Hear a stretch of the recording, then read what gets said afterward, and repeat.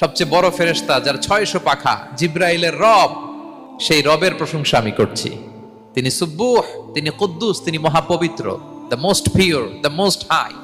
এভাবে বিষ্ণু ইসা ইসলাম আল্লাহর প্রশংসা করতেন। তিনি আরো পড়তেন, আল্লাহুম্মা গফিরলি যুনুবি কুল্লাহ দিক্কাহু ওয়া জুল্লাহ আউওয়ালাহু ওয়া আখিরাহ আলানিয়াতাহু ওয়া সিররাহ।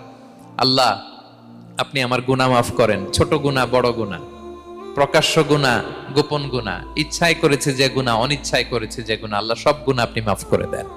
সিজদায় লুটিয়ে পড়ে বিষ্ণু ইসা ইসলাম এই দোয়াগুলো পড়তেন। তো এখন থেকে সেজদায় এই দোয়াগুলো, লম্বা চূড়া দোয়া আপনারা করবেন তো। বান্দা যখন সেজদায় লুটিয়ে পড়ে আল্লাহর সবচেয়ে কাছে চলে যায়।